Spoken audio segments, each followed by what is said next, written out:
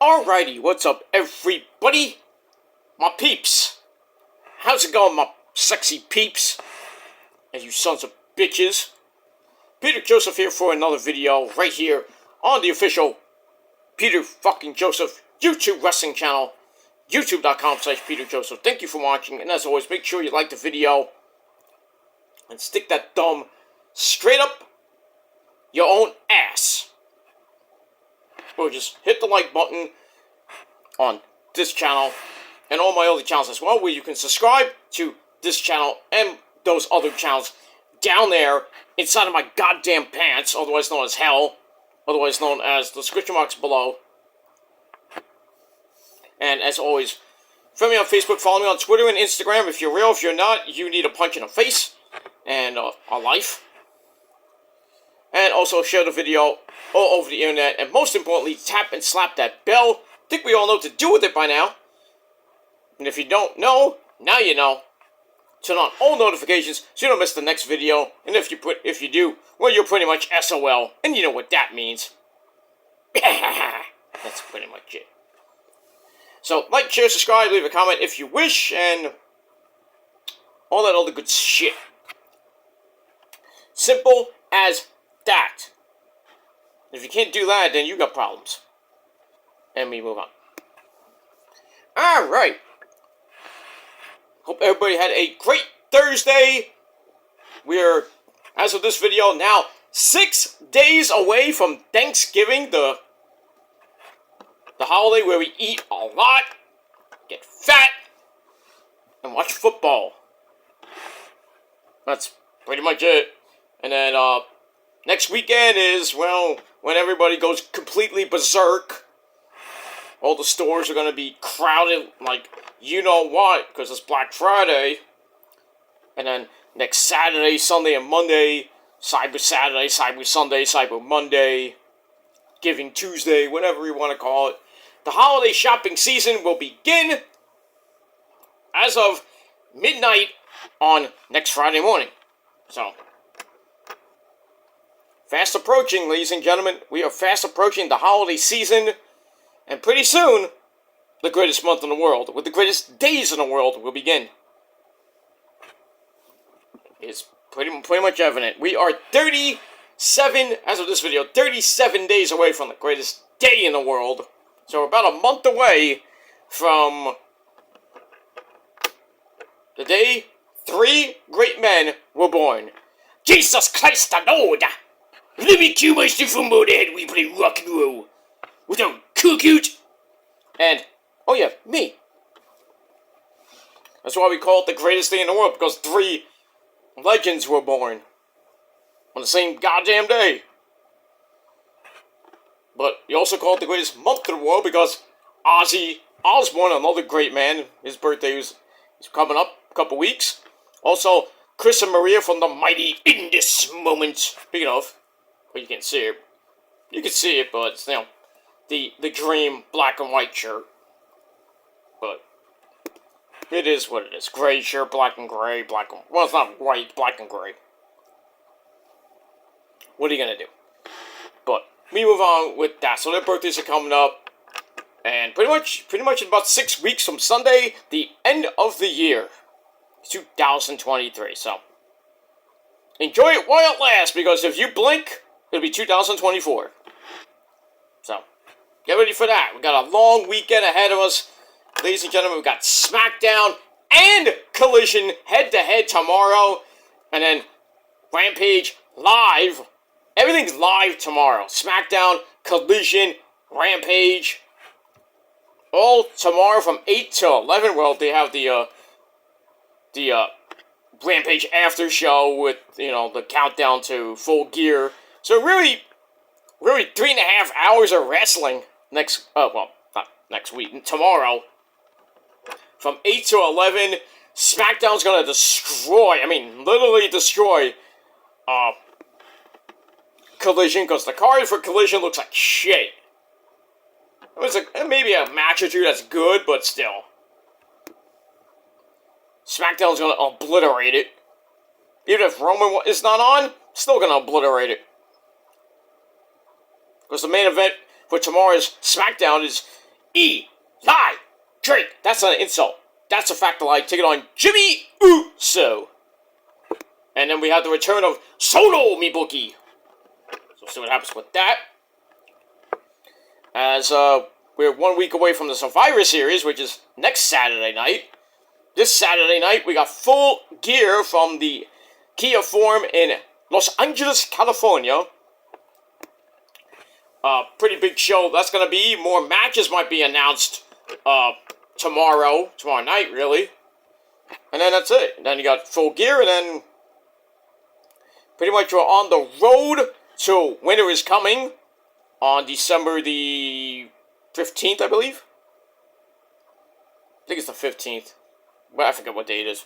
Got that. And then the end of the year, we got World's End, the final pay-per-view for AEW. Also, in between that, we got Ring of Honor Final Battle.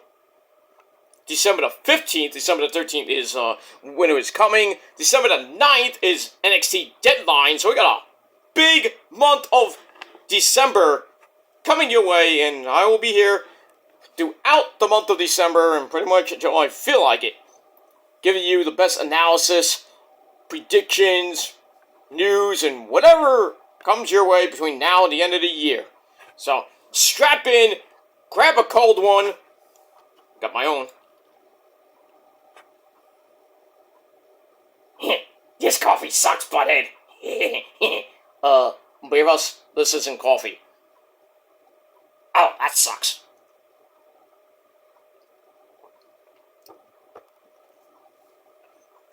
And yes, I did get that as a gift last year for my birthday. From my good buddy, the Mexican madman himself from California, Mr. John Ray. It's my boy. That is my homie. I known him for like, God knows how long.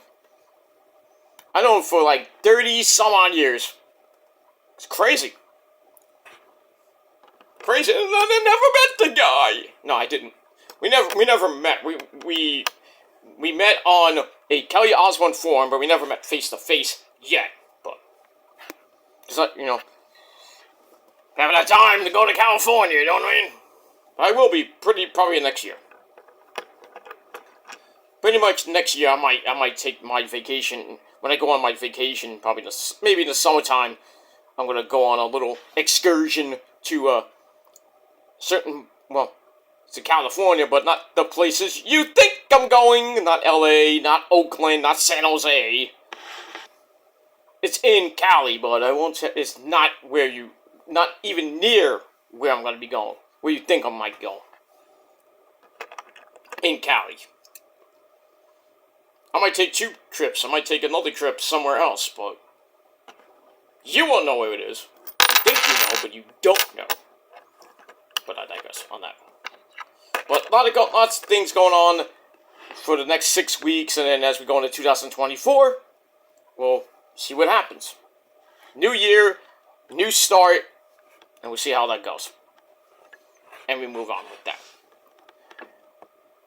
Alright, before we start this shindig, got some wrestling news for you. Well, WWE is going international next year, as we all know, with the Elimination Chamber at the end of February, going to Perth, Australia, mate, going down under. Tiny Kangaroo Downs, but, Outback Jack's going to be there.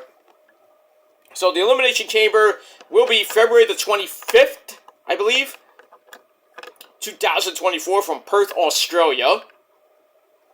And then don't forget, the next, and we got Bash in Berlin, August the 31st, I believe.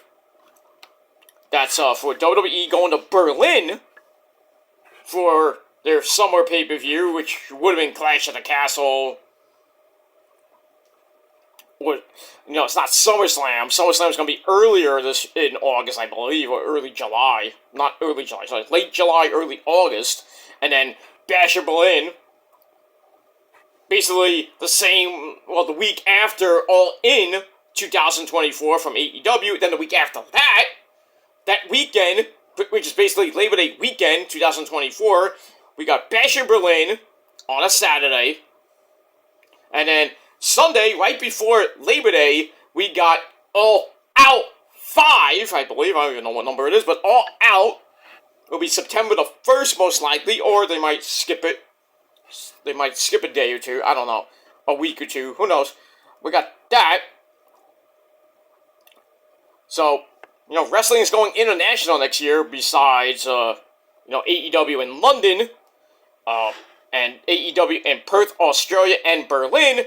But today, we found out that another pay-per-view from WWE will be international. And that pay-per-view is Payback. Now, Payback this year was in San Juan, Puerto Rico, where the lovely Puerto Rican princess Issa lives. But I digress on that. So, Payback was in Puerto Rico. I thought that would have been yearly, would have been nice for, just saying, for Puerto Rico. But Payback, May the 4th, 2024, from that great country of France. So it's going to be in Paris, well, not Paris, but it's going to be in Lyon, France, which is kind of like the outskirts of Paris. So that's going to be pretty damn exciting. So a lot of pay-per-views next year coming your way. I mean, Elimination Chamber is going to be 6 a.m. here in the States. Which, you think anybody's going to get up at 6 o'clock in the morning to watch the Elimination Chamber?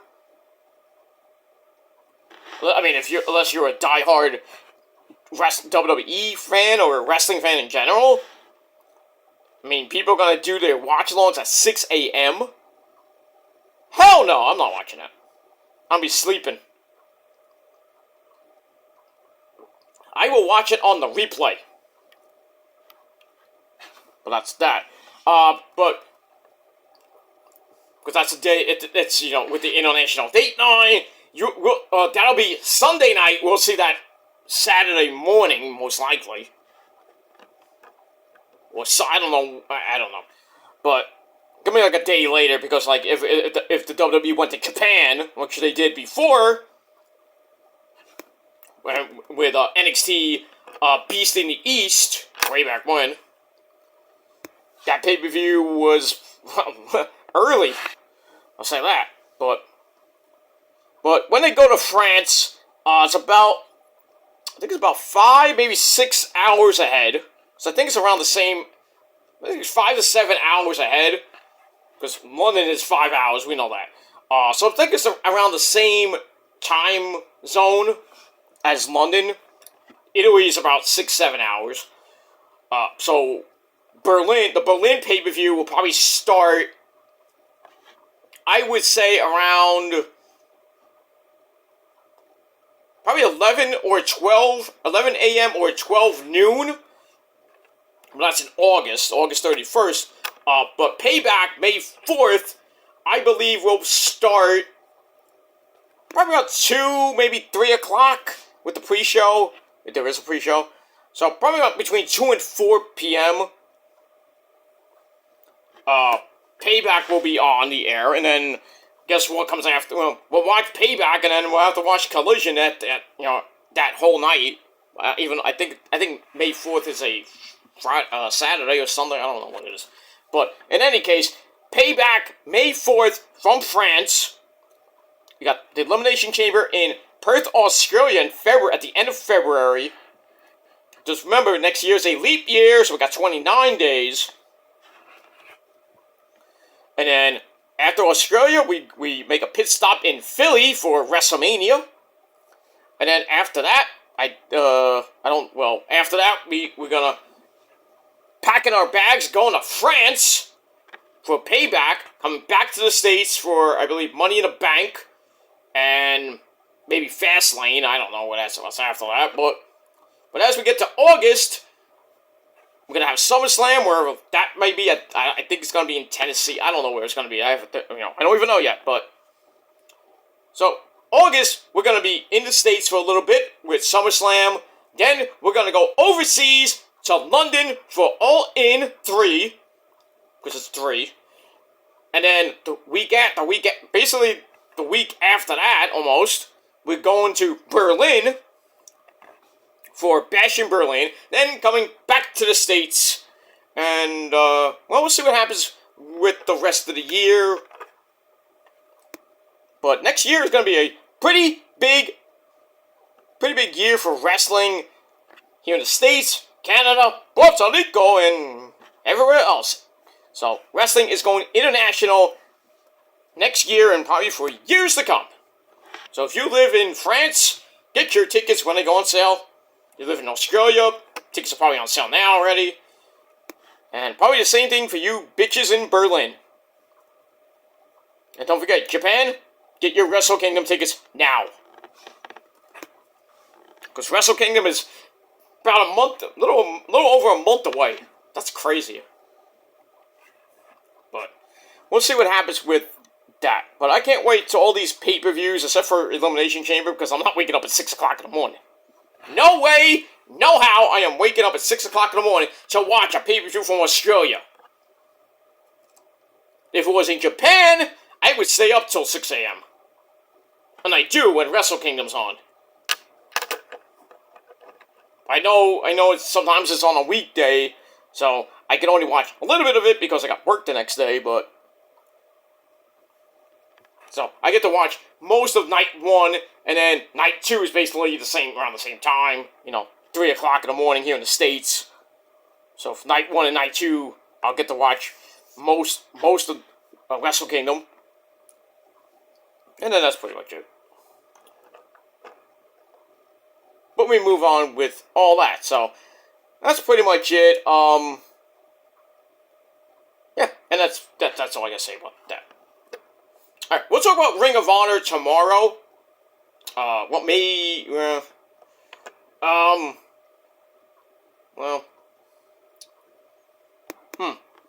depending on, I'll see if I can get it up, it's 2:13 in the morning. I might go to sleep after this, but, because I got a long weekend, I got lots of things to do, got SmackDown to do late tomorrow night, I gotta do Rampage and Collision, and Full Gear predictions on Saturday before I go out, so I'm gonna do it really early in the afternoon. I mean, I have to run out real quick, and then I'll come, as soon as I come right back, I'll do all those, those videos back to back. I try to get as much as I can in before I actually have to go out. I have to go out early Saturday night. I have to go early because this concert is pretty big. But I mean, it doesn't start till 7, 8 o'clock, but still. I want to try to get everything done before Full Gear, so I'm not going to be home to watch Full Gear live. So, if I can do Ring of Honor after this video, I'll try to get it done after this video. It's not a lot of stuff to talk about for Ring of Honor, except for one thing, and that is the Ring of Honor TV title. Tony Khan actually mentioned it on the show tonight. Something interesting that we haven't seen in a while from Ring of Honor, which is usually a November event. This little thing, it was a tournament in November that led to Final Battle, and when that person won that tournament, they get a title shot. So, kind of get something like that in the next couple weeks. As we lead up until December the 15th in Garland, Texas for Final Battle. But we'll talk about the TV title Eliminator Tournament later on. Later on tonight or whenever I can.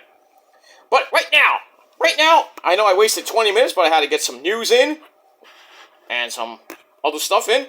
But right now, it is time for your late and out-of-date AEW Dynamite! Yes!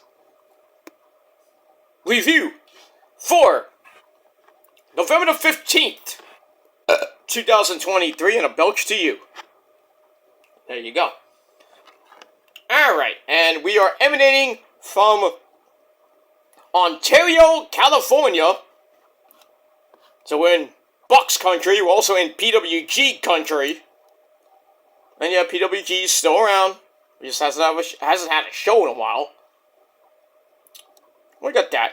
So, as always, our commentary team of the man behind the mask, Excalibur, Tony Baloney Schiavone, and one of the biggest fans I know, and that's Taz.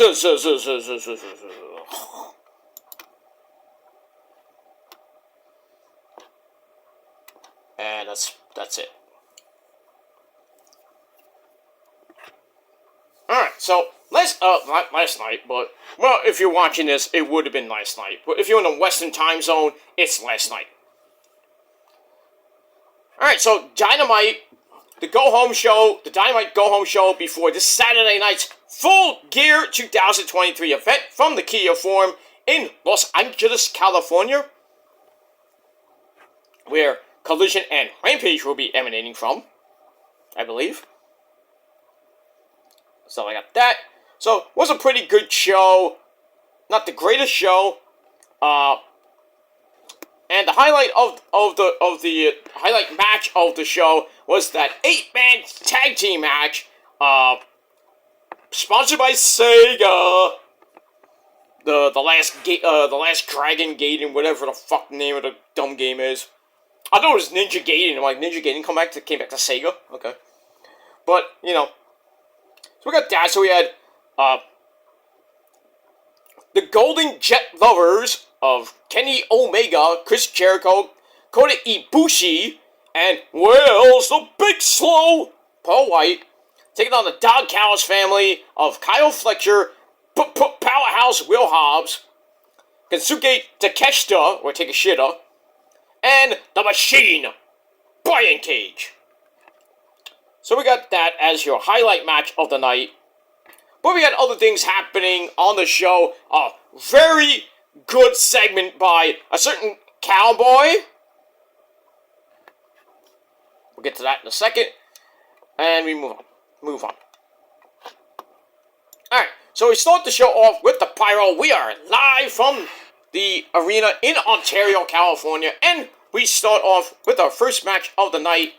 A tag team match player.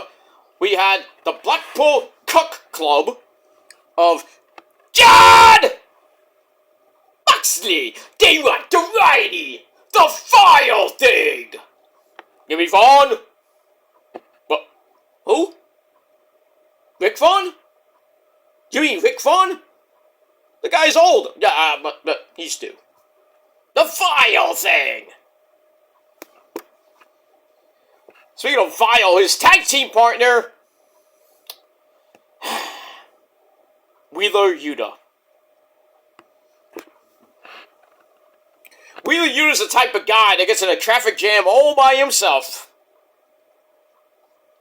Don't ask how, he just does.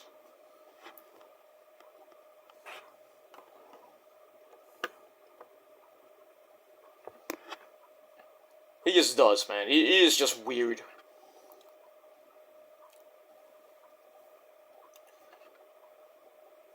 Wheeler Yuta is the type of guy that goes to a Japanese bathhouse and asks for a towel. Because there isn't any when you go to a Japanese bathhouse. Don't ask me how I know that, because I've never been to Japan. But I've seen it on TV. But I'd love to go to Japan, man. I would love to go to Japan and never come back.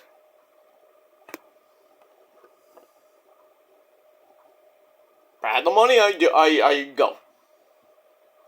If I had the money, and I have to get my passport, renewed. That takes a while. So, but if I ever had the money and a new passport, I would go to fucking Japan and never come back. I just use all the money I have, go to Japan, save a little money just in case I want to come back to the States. But I would just stay in Japan and just bang all those hot Asian chicks.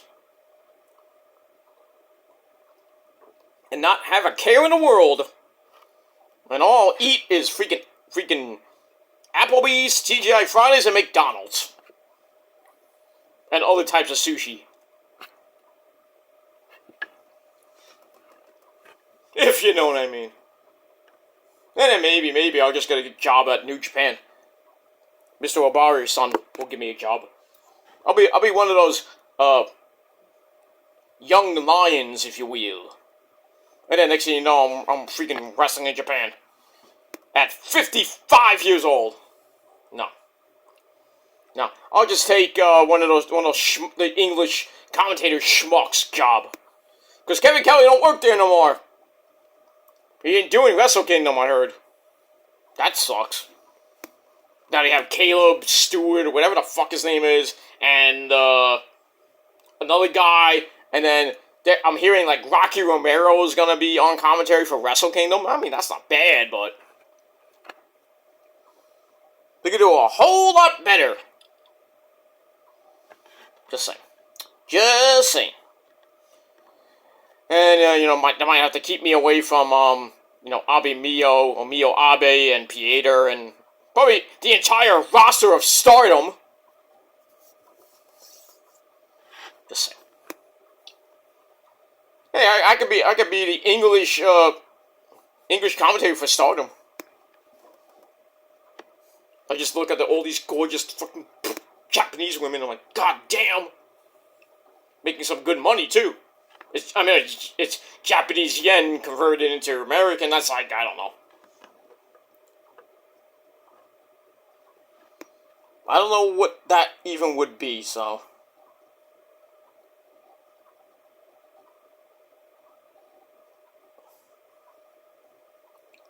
So, we'll see what happened with that. But anyway, Jon Moxley and Wheeler Yuta, the Blackpool Cut Club, taking on the All-International Champion, freshly squeezed orange juice, Orange Cassidy, and the FTW World Champion. Well, FTW Champion, I don't know if it's a World Champion. But we're gonna send for the man! Hook! Get in here, you Dorito-eating piece of poop. You know where he's from? He's from Red Hook, brother. Like his dad, Taz. And Taz is a Met fan. And that's a good thing. Little short, little midget Met fan. From Red Hook, brother. From another mother. Like, I'm saying Thunder Lips. Thunder Lips, brother. From another mother. From Red Hook, brother. No. That would be weird if Thunder Lips was actually from Red Hook. He had the same voice as Taz. But anyway, this match was alright. So with Orange Cassidy and Hook going right at Moxley and Wheeler Yuta doing their entrance. They're fighting in the crowd, beating the fuck out of each other. The bell hasn't even rung. Moxley and Wheeler Yuta fight up a flight of stairs. And then Wheeler Yuta and Hook go back and forth. Then they finally go to ringside. Finally get in the ring. The bell fucking rings. Finally, after like 5-10 minutes. Hook throws Wheeler Yuta to the garbage can. Because that's where he belongs. And,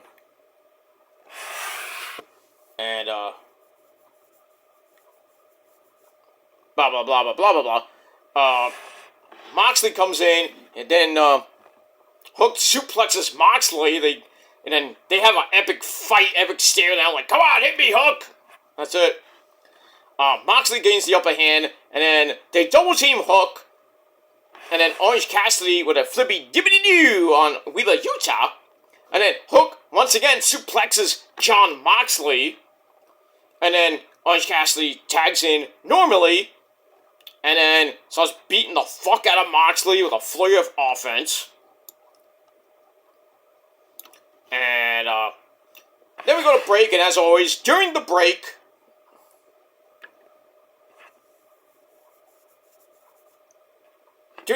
the Blackpool Cut Club came back. The heels come back during the break, as always. Excuse me. Moxley drops Orange Cassidy with a superplex. And then beats the crap out of him. And Moxley came back, like I said, superplex. Orange Cassidy finally rallied and got the hot tag to Hook. who comes in, beats the fuck out of Wheeler Yuta, because Wheeler Yuta's the type of guy that needs his ass kicked.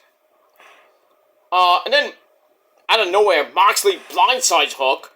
Orange Cassidy takes Moxley down. They brawl at ringside. And then in the ring, Hook takes control, but then John Moxley comes in and drops it with a Gilmore cutter! Bang! Stop stealing my move, you sons of bitches. Certain people, I'll let them use it, but others, no. You have to pay me for that. But we move on with that.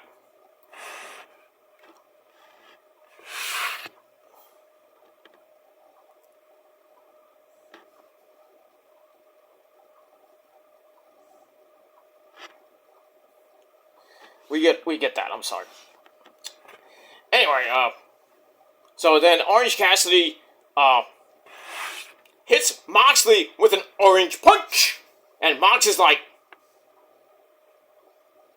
that didn't work. And then Moxley kicks Cassidy right in the face. And then Hook comes in, tries for the Kata Hajime, the Red Room, transmission, whatever you want to call it.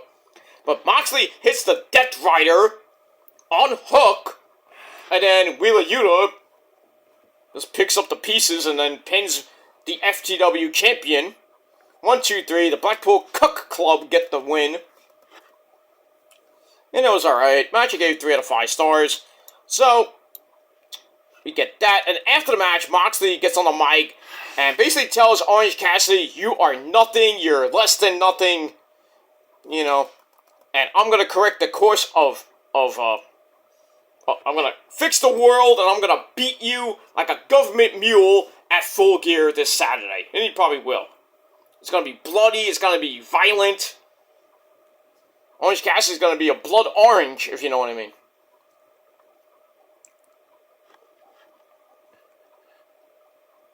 So we'll see what happens with all that, and that's that. And also we found out that Wheeler Yuta will get an FTW title shot. Oh god. If he wins on Saturday, I am going to be pissed. Not that he needs that belt because it's a worthless piece of tin.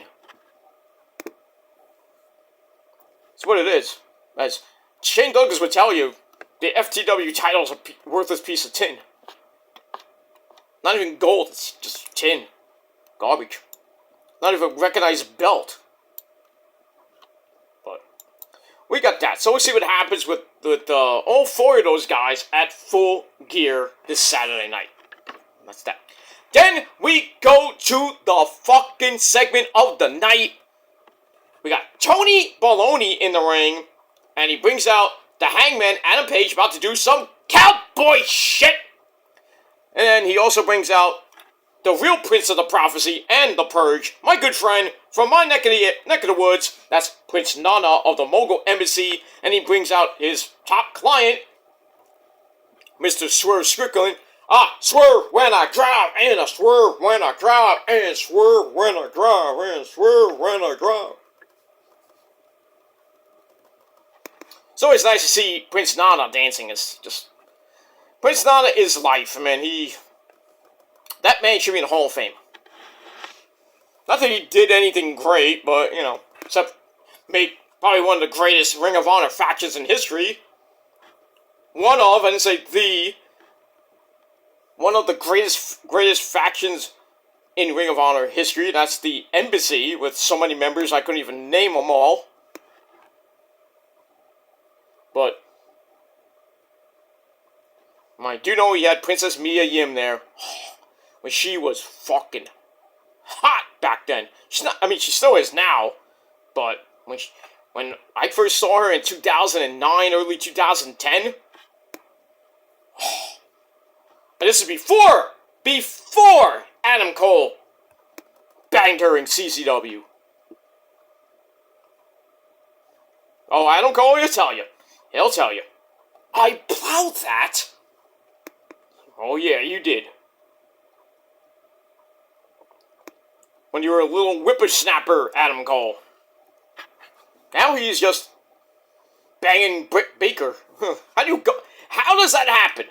How do you go from a hot Japanese Korean chick like Mia Yim, when she was like 20 some odd years old, I think, and then you kind of get rid of her, and then you go to freaking Britt Baker. Nothing bad about Britt Baker, but I mean, you plowed Mia Yim, and then you kind of move your separate ways, and now you're with Britt Baker, and you're about to get married? I mean, good for you, but still, And then Mia Yim's love life went, right, Eddie Kingston? Just saying. Yeah, but Mia Yim's now married to Keith Lee. How does that work? Yeah, but I mean, she likes the BBC, go ahead.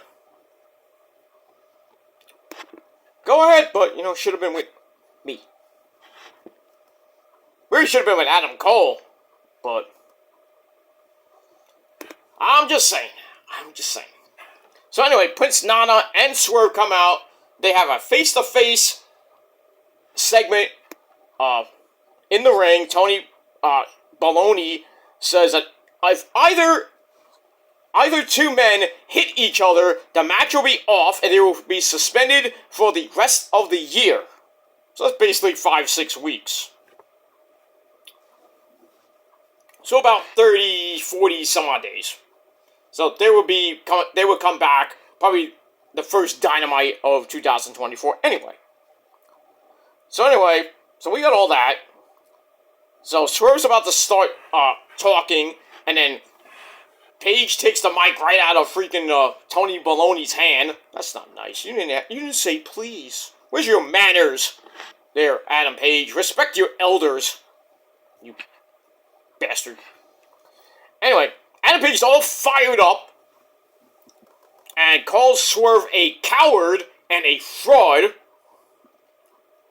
Was what happened. Oh, you went into my house. You did this and that with your little buddy. And then he says, Swerve, you're dumber now than you were 2 years ago when you got fired and you lost your friends. Oh, he did not go there. He brought up when he got fired from NXT. When he had Hit Row, which was the greatest thing since sliced bread. And now where's Hit Row now? Swerve's in AEW. Got a great feud with Adam Page. Flop Dollar has so many enemies. He has more enemies than I don't know who, but I mean, he wanted to have a fight at WrestleMania with Michael Cole. Like, that's gonna happen. Like, that was actually gonna happen. That got shot down real quick. And now, from what I hear, Flop Dollar is kind of pissed off at a certain guy named Jim Cornette. Well, Corny himself, 60-year-old Corny. I think he's 60. Because I think he called him fat. Stuff like that.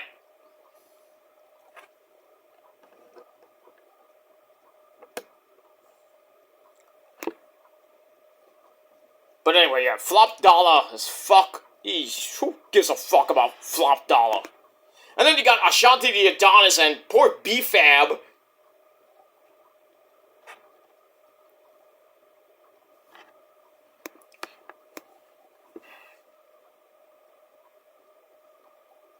Going around, I don't know what.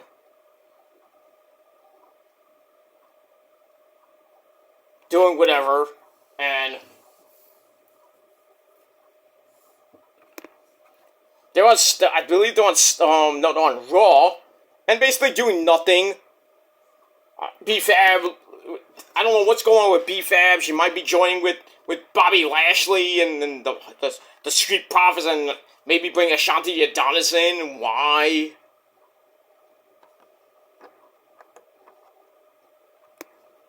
That makes that little faction group look weak. You really think that Bobby Lashley needs someone like B-Fab and Ashanti the Adonis No. Get rid of them. Or release them. God forbid they go to... I mean, I don't care. They release them, good. Go to Impact. And suck there, too. Just don't go to AEW. And then they'll reform Hit Row. Because God forbid that Flop Dollar would come to AEW. And then Swerve would get all his friends back. And then they can't name him Hit Row. They gotta call him something else. Like, Shit Row. Well, that's what we used to call him, but...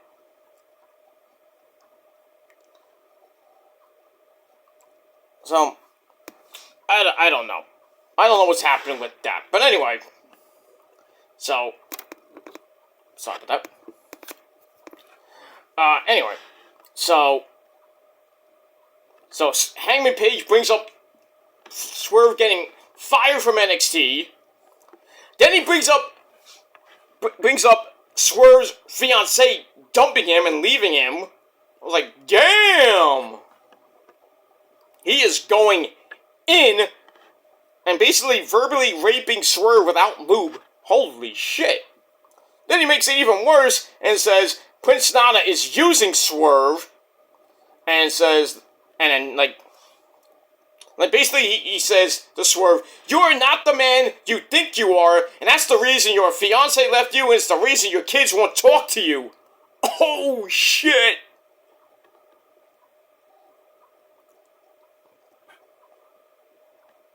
Oh, I didn't know Tony Soprano was in this movie. I'm watching Pelham what's that thing? Pelham 123 with Denzel Washington and John Travolta when he stole a train and everything. I didn't even know Tony Soprano was even in this movie. I had no idea. When I watched this a lot, I didn't even know he was in the movie. But I think they showed Shea Stadium in this. Because they do go around the Shea Stadium area, Flushing. But, whatever. So, the Taking of Pelham 123, I think it's called.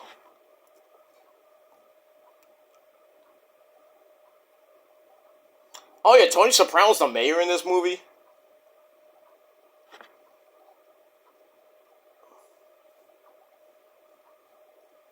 So, that's kind of crazy. He plays the mayor in a movie, and then he's a gangster, in freaking Sopranos. God rest James Gandolfini, man. That guy is a legend. A great Italian man. But anyway, we move on. So, let's get back to Hangman Adam Page, verbally raping Swerve. So, basically, he talks about his fiancée, and, he said, you're not man enough for you're not the same man you once were. You got fired 2 years ago, then your fiancé left you, and that's why your kids don't even want to talk to you anymore. And then everybody knows, oh, shit. And then Nana kind of gets a little pissy. And then Adam Page says, hey, Nana, I'll beat you up and steal your weed. What? God damn, this is probably the greatest Hangman Adam Page promo ever. I mean, ever. Then, he says he's gonna make sure Swerve will spend an eternity in hell when he beats him at full gear. And then, looks like it was gonna get a little bit testy, that they were gonna go at it. Swerve is ready to fucking beat his ass. I don't blame him. So then Hangman's like, well, I don't want to wait till Saturday night, but since we have this little thing where I can't hit you, you can't hit me, I'm going to attack your boy. So he attacks Prince Nana, lays him out, and then security guards and referees come out. Adam Page, kills a whole bunch of security guards. He did the buckshot lariat on one of the security guards, and the security guard landed right on his fucking head. Yeesh. But, goddamn, Adam Page is pissed! And he cut one hell of a promo. Can I get more of this, please, Adam Page? Please, for the love of all that is holy?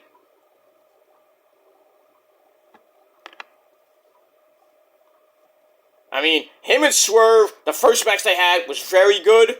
They have great chemistry in the ring. And basically on the mic, too. I mean, Swerve, like, really, went after him. And then they got a little bit personal, dog. Swerve goes to the guy's house. Then he talks to his baby boy. And Adam Page is like, well, fuck you. I'm going to talk about, you want to get personal with my family? I'm going to get personal with your family. So we got to kind of get a Seth Rollins, Matt Riddle situation. Remember that? That's why your wife left you, bitch ass. And where's Matt Riddle now? Pfft. Who gives a shit? Besides banging his freaking whore of a porn star. And maybe do some MMA stuff here and there. Might be going to Impact. Might be going to AEW. I don't know what it would do with him. In AEW. Impact, they can just... In Impact, maybe he can form a team with Mike Speedball Bailey, because they both like... They use that Muay Thai, karate crap. Let's do something like that. Speaking of, well, not Impact, sorry, TNA. Oh my God, TNA. I watched a little bit of TNA tonight. And freaking Will Oceanspray and Josh Alexander put on a clinic. Oh. I don't know if it was for the IWGP UK US title, but it was in Chicago, because I think it was way after Bound for Glory. Their tapings and shit. And they are going back to Orlando next year. Nice. It's going to be at the Impact Zone? Well, I can't call it the Impact Zone now. They got to call it, I guess you can call it the TNA Zone. But they're going back to Orlando for some tapings pretty soon. That's cool. But, yeah, Will Oceanspray and Josh Alexander put on a clinic. I loved it. I think Oceanspray won. Obviously.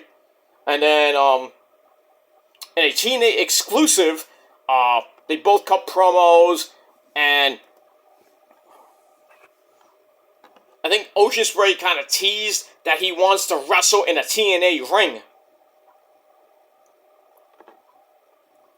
But we'll see. We'll see what happens with that. And then Tony Khan, said that at Full Gear he's going to, that somebody is going to... I'm sorry, I got my allergies acting up. Tony Khan said that he is going to have some major signee, sign their contract at Full Gear. And it is like the most, I forgot what he said, most decorated superstar right now. So, everybody's thinking it's Mercedes Moné. I really think it's Mercedes Moné. But then again, you got Oceanspray. His contract's coming up pretty soon. I mean, you do got MJF, but I think they're going to play that out all the way to December the 30th when his contract basically ends. And it's in his hometown of Long Island. I really don't know what's going to happen that night if MJF probably will lose the belt to Joe or I don't know who.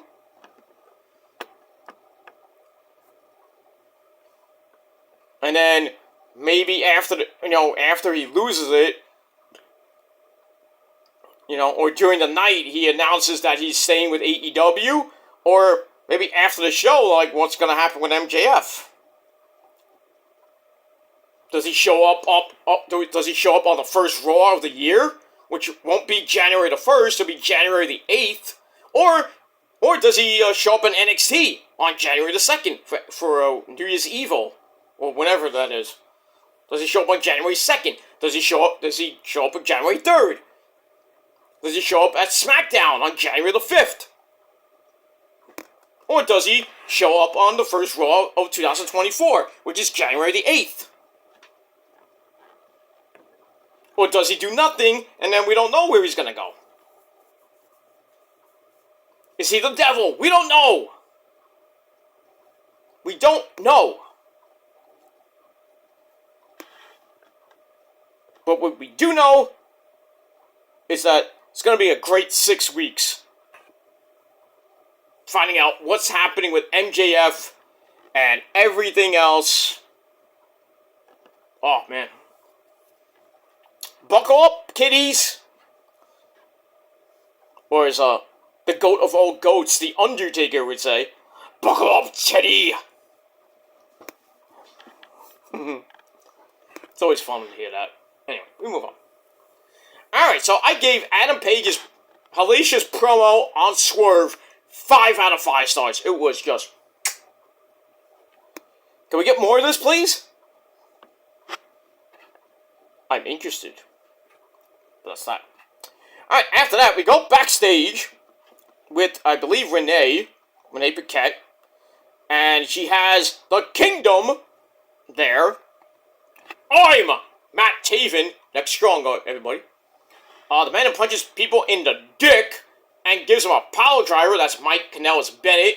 And the man who's in a wheelchair. And his neck brace. And that is Roddy! He still owes me a Coke. So anyway, they're there in the back. And Roddy says, I know who the devil is. Oh, and please tell us. And how fitting. He's like, I know who the devil is. Let me call him up. So, Matt Taven gets on his phone, calls up Adam! Adam! So calls up Adam Cole, puts him on the screen. And he tells Adam that the devil is MJF. Or is he? So Adam Cole's like, you might be the devil, Roddy. Roddy's like, no, I'm not the devil. I'm not. He could. He could. Because if you watched last week, they did show somebody's face, and it looked like Matt Taven. The same. So it could be Taven, Bennett, Roddy. Or it's Taven, Mike Bennett, Kyle O'Reilly under one of those masks, and a returning Bobby Fish, and then Roddy's the devil. Or what I think me and everybody else's gut says, it's Adam Cole. Adam Cole is probably, everybody's saying, oh, this is a swerve. He's not really injured. He doesn't have to show up to be the devil, you know. He doesn't have to show up. But if it is Adam Cole, it might be a little bit predictable. But then again, if he did really get surgery on his ankle, then there is no way he can be the devil. Because if he is, then MJF is going to be like, well, I got to face this guy for the belt. You know, because Adam Cole's going to come for my belt at World's End, most likely. And we don't have a timetable for Adam Cole's return. So, like I said, it could be a humongous swerve, and Adam Cole wasn't even hurt at all. You know, I mean, they showed the nasty stuff there and on his foot and everything. Britt Baker said it's legit. So, it could be Roddy, it could be MJF still, because he is the devil. It could be Adam Cole, which is, I think, our first hunch. It could be Jack Perry, Jungle Boy, because we haven't seen him since August. Well, really August. So it could be returning Jack Perry. But then it could be somebody else, we don't know. I had an idea it could be Sami Callihan, but the silhouette is too slim, so Sami Callihan is thrown out the window. Unless he, slimmed down in the last 3 months. But I think my original gut feeling is that it's Adam Cole. He's going to be so fed up with Max, he's his best friend, and then, he's trying to give Max advice, and he's like, well, call Joe. And then tomorrow night on Collision, I'm just like, you know what, Joe? Fine. You want to be my partner and defend the Ring of Honor tag team belts against the Ass Boys? Alright, come on. You're in. And then And then, Joe would become a Grand Slam champion, even though he never won the tag team belts with a partner. He's just given a title. So he'll become a Grand Slam champ. And then, I think they still lose the belts. I really think the Ass Boys are going to get the belts, or they're going to hold them for a little bit, and then maybe lose them at Final Battle, or at World's End. So Max loses everything, including his contract in Long Island on December the 30th. But we'll have to see what happens with that. Alright. So we move on with that. So Roddy thinks that the devil is MJF. Adam Cole thinks it's Roddy. I don't know what... I really hope we find out who the devil is on Saturday night. Unless they're gonna keep going with this till World's End. They could do that, but we'll see what happens with that. So I gave that 3.25 out of 5 stars, and we move on. Alright, then we go back to the arena for some action. Because a little less talk and a lot more action here on BCR. On AEW. My ex used to say that. A little less talk and a lot more action. She always said that when we were getting it on.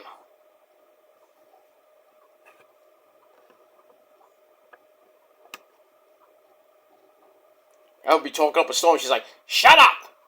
Little less talk and a lot more action." You know what I mean? That's what I hate about wrestling. Less talk, more action.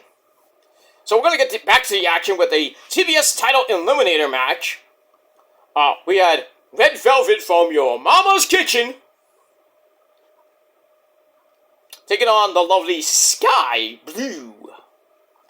The winner of this faces Chris Statlander and Julia Hart at Full Gear for the TBS Championship. So we get that, and it was a pretty decent match, nothing great. We do see Statlander and Julia Hart watching from different parts of the back.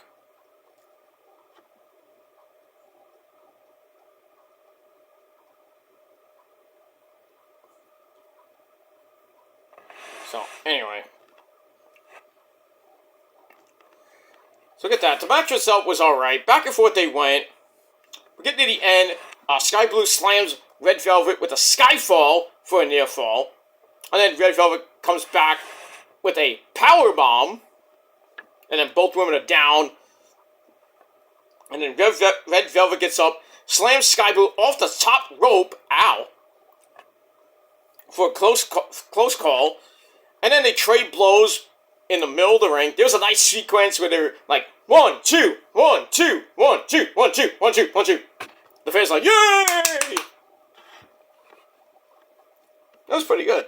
So they trade blows in the middle of the ring, but in the end, Sky Blue hits Red Velvet with a big-time knee strike, then finishes her off with Code Blue. 1, 2, 3, Sky Blue gets the win, and she is the third participant in that triple threat match for the TBS Championship. So she will take on Julia Hart and Chris Statlander. We'll see what happens with that. I think Julia Hart's going to win the title. But then again, who knows? Let me move on. So I gave that match 2.5 out of 5 stars. Then we go to a promo from our good friend Mito. Mito smash CJ Petty, pussy! Yeah! So, he gives his thoughts on his hot and flexible wife's arrival in AEW about a month or so ago. So, he says that CJ brings out the worst in him. And he hypes up his match with the dancing fool Daniel Garcia tomorrow night on Collision. So we get that. And he is going to kill him! Sucks to be you, Daniel Garcia. It really sucks to be you. But we'll see what happens with that. Alright, so I give that 2.5 out of 5 stars. Then we go backstage, where we have RJ City, once again, and he's with the newcomer who came in last week, the beautiful Mariah May. We gotta Shane Douglas that one. Anyway, they're standing outside of Timeless Tony Storm's locker room, and she's all excited, like, I'm gonna talk to Tony Storm for the first time. And then Archie's like, go knock on the door. Come on, knock on our door. We've been waiting for you. Something, something, hers and his, Three's Company too. Okay. Big ups to Jack Tripper. But I move on. So she knocks on the door, and Luther, not Luther, Luther answers, and he closes the door right away. I like how it went from color to black and white, back to color, and then RJ's like, I got this. Knocks on the door, Luke's like, hey, RJ, come on in, my friend. And then it goes to black and white. Tony Storm's laying on the freaking couch. I thought she was naked almost, but like, Jesus Christ. But anyway, she's laying down. She looks like Madonna. Obviously, Marilyn Monroe, Madonna mix. So, Mariah May finally meets up with Tony Storm. She's like, I'm a big fan. I love you. You know, blah, blah, blah. You know, kissing ass, basically. And Tony Storm's got, like, cucumbers over her eyes and shit. And then she's like, kiss during. and basically Mariah's like, I love you. And so then they leave. And then Luther's in with Tony, and Tony says, I am indisposed at the moment. And he's like, Luther, please tell Mr. Tony Khan that I need a tune-up match ahead of Full Gear. Chin up, tits out, and watch for the shoe. No, she didn't say that. But anyway, so we find out later in the show that Tony Storm will have a tune-up match before her match with Ikuta Shida for the AEW Women's Championship at Full Gear, and she will face Emi Sakura, I believe, on... Is that on Collision or Rampage? Okay. So we get that. Alright, so I gave that 2.5 out of 5 stars. But smoking hot Tony Storm and Mariah May. Oh, yes. And we move on. Alright, then we go to your, well, it happened match of the night. Samoa Joe, the former Ring of Honor World Television Champion, he takes on, well, Serpentico. Yes, it's Serpentico, now known as John Cruz. So they took off the mask. That's his actual name, John Cruz. And basically, Samoa Joe whipped his ass in about a minute and change, maybe. Didn't really do anything, really. Joe was beating him up, and then Cruz comes back, goes to the top rope, and whee! Joe's like, pfft. This guy, and all you see is, bye! Plop. Right on the mat. And then Samoa Joe locks in the Coquina Clutch. Tap out. Good night. Good night. 1 minute suckfest, which you gave a dude. Sorry, it's a Joe match. I like Joe, but, you know. Not like that, but, you know, I'm starting to really hate Tony Khan with all these fucking squash matches. Especially on Ring of Honor TV. Because he does not know how to book Ring of Honor.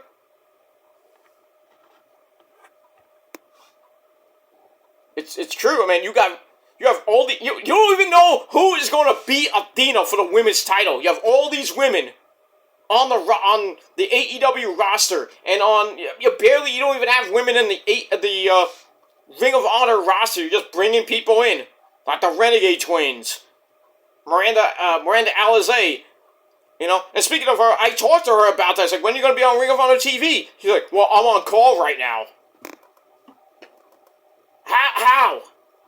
How do you not have her weekly on the program? She was a finalist in the Women of Honor tournament a couple years ago. She should have won the damn title. It went to Sumi Sakai. But you don't have a hot Puerto Rican like Miranda Alizé weekly on your program? Tony Khan?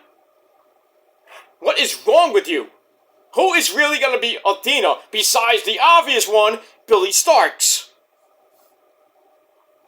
Who? Mercedes Martinez? No, done that. Been there, done that. Diamante? Been there, done that. Angelina Love? Been there, done that. Everybody else that's come in, been there, done that. Squash match. Willow, good match. Ruby Soho, good match. Everybody else is basically indie talent. Or they just find somebody from the local indie fed. They need a roster. They have nobody. And I told Miranda, it makes no sense to me that you're not on TV every week. There's a long roster. There's a lot of women that would be great on Ring of Honor TV. Do we have to see Kiera Hogan every week? I mean, legit Layla Hirsch. Now we got Rachel Ellering. Not great talent, but still. Allison Kay every once in a while. Marty Bell, the same thing. There is no legit freaking person to fight Athena. And you're gonna... I'm telling you right now, I told you for months that when Billy Starks came into the company and joined up with Athena with the, minion and training bullshit, that Billy Starks is going to be the one to beat Athena at Final Battle. Not going to last long, most likely. There is no Women of Honor. There is none. I mean, Mandy Leon just got married to... Holy shit, how did I even know this? I found out on her Instagram, by the way. Congratulations to Mandy Leon. She got married a couple of days, I think over this past weekend, to Delirious. What? When did they start going out? That's the craziest relationship I ever seen. I wonder how their romantic life is, They go at it, then, Delirious is in his mask, he's probably all naked, and Randy's, naked, blah, blah, blah. And then next thing you know, the bell rings. Princess Peach is a beach! And then they just get it on, and then the bell sounds, he's done. And he's like, oh. I don't even want to know how that works. Princess Peach is a bitch. Well, exactly. But how? How did Delirious get Mandy Leon? Well, I guess he found Princess Peach. He found his Princess Peach. Finally. So, congratulations to them. Grant, Titus, all the Ring of Honor guys were there. Kerry Silken and company. By the way, happy birthday, Kerry Silken, you old man, you. You great man, you. Still owe me a job. But you don't run the company no more. Now I have to talk to Tony. Damn. But it is what it is. So. But yeah, I mean... The women's division in Ring of Honor sucks. It sucks so bad. Now, if they brought in... Let's say they bring in Mercedes Moné. You think they're going to put her on the Ring of Honor roster? No. No. Why? Why would they do that, anyway? She'll be thrust right into that AEW or the TBS title picture. Immediately. But... I think Billy Starks is going to beat Athena, and then... What happens after that? Does Athena get the belt back, in January? Or on the TV tapings after that? Really, you know what they should do? They should start bringing in the women from Stardom. Like Miyu Yamashita, Mina Sakamura. Mina, what's her name? Mina Shirakawa. Keep saying that. Mina Shirakawa, Miyu Yamashita, Maki Ito, motherfucker! How about get Seth DeLander to come in? From GCW. Bring in Masha Slamovich. I know they got she's from she wrestles in TNA. Why don't you have I mean, I don't know if Tony Khan and Impact still have a union or anything. How about bring the people over from freaking TNA to fight in Ring of Honor? How about Deonna Purrazzo coming in? Jordan Grace. Tasha Steelz, even Rosemary, even though she wouldn't do it. She's so loyal to TNA, but, that would be a trip to see Rosemary in Ring of Honor. Oh, I'm sorry, Courtney Rush. Bring in Su Yung, where she's doing indie shows now. It has to be somebody besides Billy Starks to beat Athena. When they're just, recycling women every week. Athena and Billy Starks are in tag team action against Kiera Hogan and somebody else. Or legit Layla Hirsch and Rachel Ellering. I'm looking at this, I'm like, this is stupid. There is no Women of Honor, I'm sorry. What anybody says. I know there's a lot of great talent there. And I'm not disrespecting any of the women there. But please, for Tony Khan, can you please, for the love of God, do something with Ring of Honor? Because it's starting to be fucking stale. It's basically a house show indie fed. With a couple of veterans there, like Mark Briscoe, the Funky Chicken, Eddie Kingston, Jay Lethal, But, really, you should build stars from Ring of Honor. Like Kiera Hogan, like the Renegade Twins, like legit Layla Hirsch, Rachel Ellering. Bring in Angelica Risk.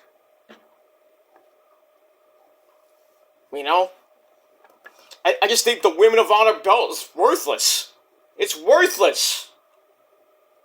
I know Athena usually, defends the belt not every week, but every so often. That's great, but look at who she's facing. Mediocre, pretty good to mediocre talent.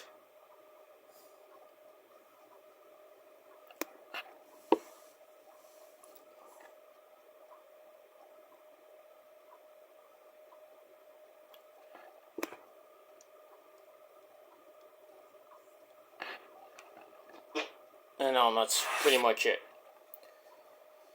So that's my rant of the night, because I can't go on anymore with the Women of Honor roster. I can't. But anyway, let's get back to Joe for a minute. So Joe wins with the Coquina Clutch over Serpentico. Sorry, John Cruz. Match I didn't really rate because it was a 1 minute suckfest. Then Joe gets on the mic, calls out MJF again, extends his offer of friendship to team with him and, be his partner, be the, sort of uncrowned Ring of Honor Tag Team Belt champions against the Ass Boys on Saturday. So then Joe says, I am inevitable whether you accept my offer or not.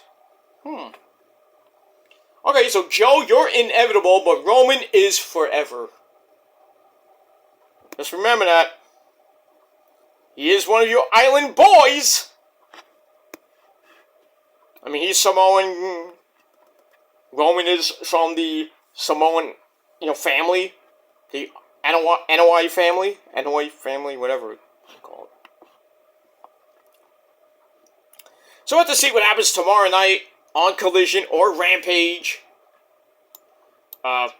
With Maxwell Jacob Fartknocker, and if he accepts Joe's friendship to be his tag team partner and the other half of the Ring of Honor Tag Team Champions, or don't know.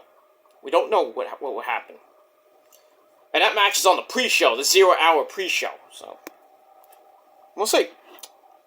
Could come down to the last minute. Who knows? We move on.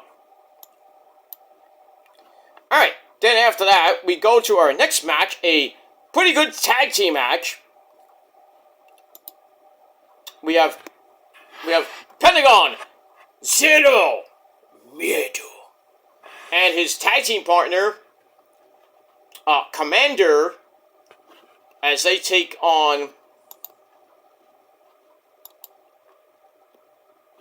the Young Bucks. Matt and Nick Jackson kind of going in their heel elite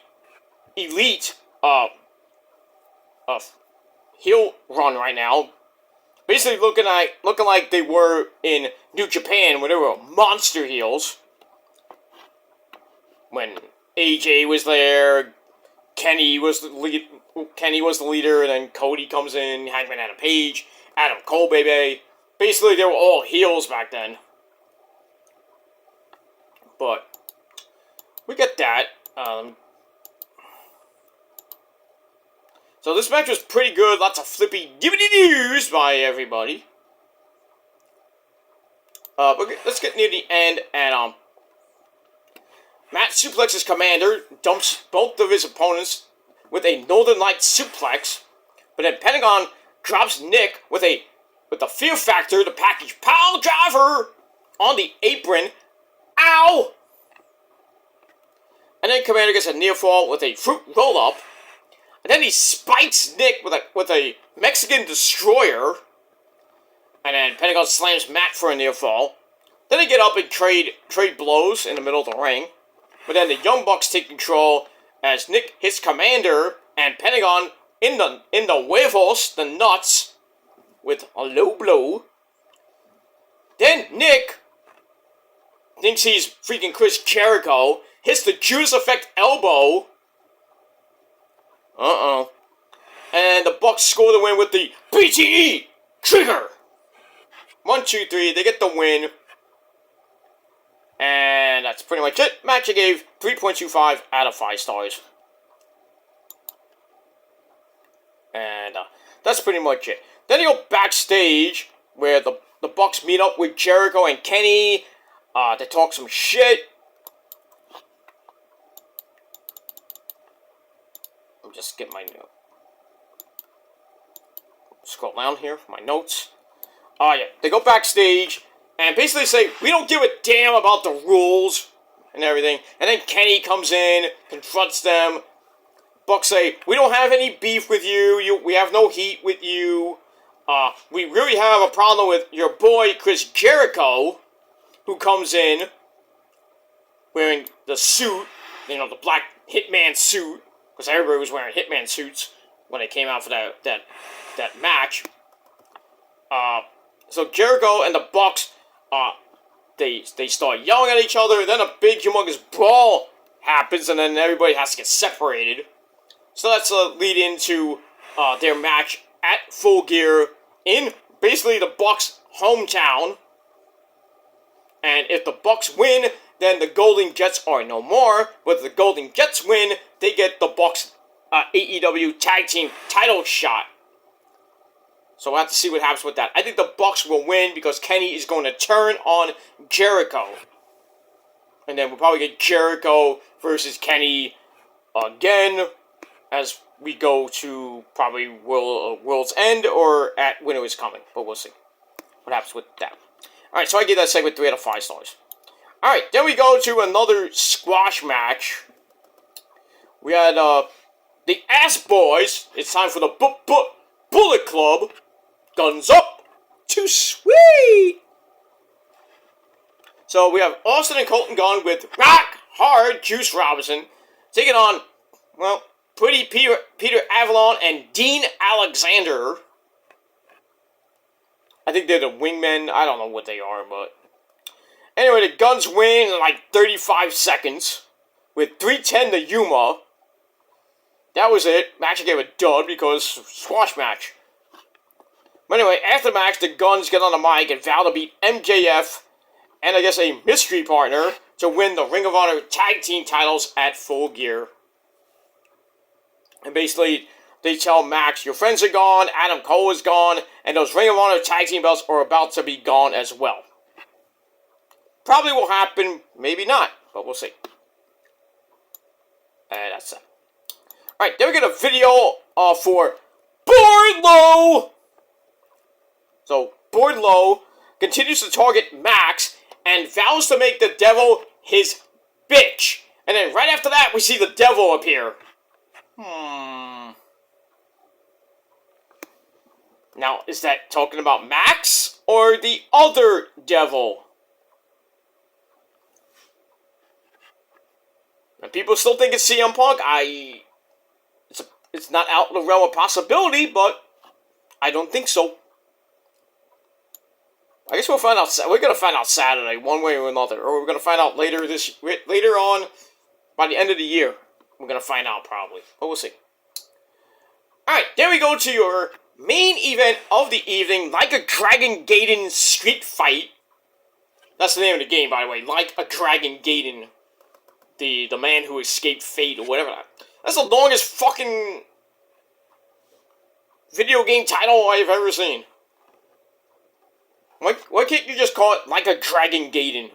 Or Ninja Gaiden? Not even Ninja, now it's Dragon Gaiden. Or Gaiden. But it's from Sega. But anyway, you had various things on the outside, like we're going to a sushi bar. With a bike with a freaking bike by the ramp. What was that for? Well, we do find out later. So anyway, we have Kenny, Chris Jericho, Kota Ibushi, who now is All Elite. Great signing by Tony Khan right there. We also have Paul White, the Big Slow, taking on the Doghouse family of Kensuke Takeshita, Powerhouse Will Hobbs, Kyle Fletcher, and Brian Cage the Machine. Alright, so Jericho comes out first, and then in his suit, to Judas in my mind.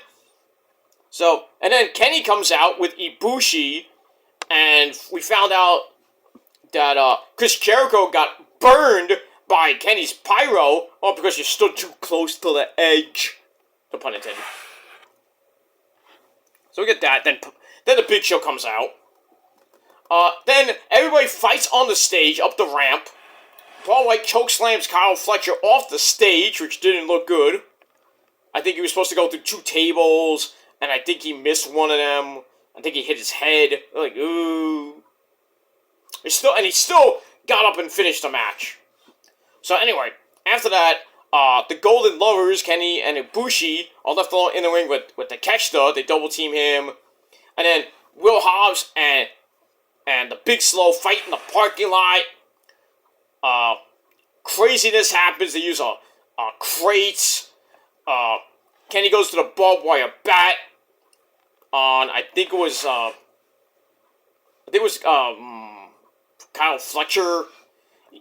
He also hit Fletcher in the head with a bottle and didn't look good. I mean, Fletcher got busted open a little bit, but Kenny, hurt himself. He got glass in his hand. Ooh. Nasty.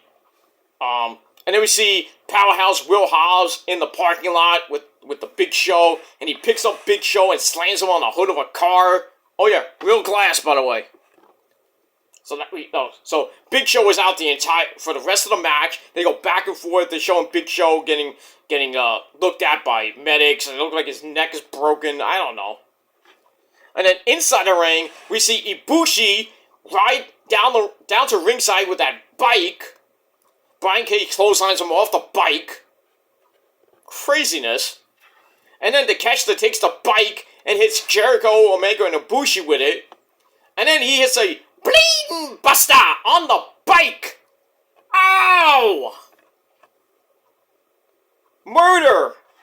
Like the murder count in this match was 6 at least. Craziness. Then Jericho and Takeshita fight in the concession stand in the VIP area. Takeshita comes off the top somewhere and he gets hit with a fire extinguisher. Craziness. They continue to fighting all the way down the ringside. Brian Cage puts Kenny through not 1 but 2 tables. That was sick. Jericho and Will Hobbs try to hit each other with chairs and we cancel each other out. Hobbs overpowers Jericho. Jericho drops him with a code breaker. And then Fletcher hits Ibushi with a pile driver on some chairs and one of those Japanese signs. Crazy spot. And then Jericho hits the Q's effect elbow on Will Hobbs. Then he tapes Hobbs to the ropes. He tapes his mouth shut. Like, that's gonna work. Kenny starts hitting him with a board, some chairs, and hits Kyle Fletcher in the head with a bottle, like I said, and hurt his hand. I think the glass got in his hand, or I don't know, cut his hand or something like that. And then Brian Cage slams Jericho. Kenny hits Brian Cage with a poison rana. Then he hits it with a V trigger, picks him up. One winged angel, 1, 2, 3. This violent as fuck match finally ends. And it started off a little bit meh, but then it started going pretty damn good. And I gave it 3.25 out of 5 stars. Your winners are the Golden Lovers and Kota Ibushi and Paul White. And like I said, Kota Ibushi is now All Elite. So he is now a full-fledged member of All Elite Wrestling. And that is a big-time signing for Mr. Tony Khan. What they're going to do with him, I don't know yet. Hey, put him in... Why don't you put him in Ring of Honor? I mean, Shibata's there. He defended the belt, by the way. He retained it. I think he retained it tonight. I did see that there is a Thanksgiving show next week. Who's gonna watch that? I know it's on Honor Club, but everybody's gonna be too busy watching the Niners game next week. I mean, seriously? Like, seriously? You think anybody's gonna watch Impact next week? If I don't even know there's an Impact next week. I know there's Ring of Honor next week. Anybody's gonna watch that? No. They already have the spoilers out already. I think Shibata was on that show. Because they taped at the Collision tapings in Ontario. So. Blah, blah, blah. Or Oakland, I forget where it was. But anyway, yeah, I think Shibata defended the Pure Championship, and he retained it, obviously. I don't even know who's going to beat Shibata for that belt. At this point. And, I'll spoil a little bit from tonight's show. Tony Khan is making a Survival of the Fittest elimination tournament. 6-man tournament. It's going to be a 12-man tournament. Again, like the Continental Classic, which is like the G1, but that's round robin. But this Survival of the Fittest tournament for the Ring of Honor title is going to be 12 men. The 6 winners will go into a 6-pack challenge at Final Battle, and the winner will become the new Ring of Honor TV champion. I like that idea. Bring back the Survival of the Fittest. Great idea back in the Ring of Honor, the Kerry Silken days. Had some great champions. Adam Cole won it one year. Silas Young won it one year. I think Dalton won it one year. And they all, I think, all went on to get title shots, and I think some of them won. Well, you know, Adam Cole won that one year, so he won the Survival of the Fittest, then went on to become the champion. A little bit later on, but in any case, we got that, and that tournament begins next week. So that's going to start over the next couple weeks, and then the finals at Final Battle in that 6-pack challenge. If this doesn't go to Shane Taylor or Mark Briscoe, I am going to be pissed. Like, they're giving it a schmuck like Wheeler Yuta.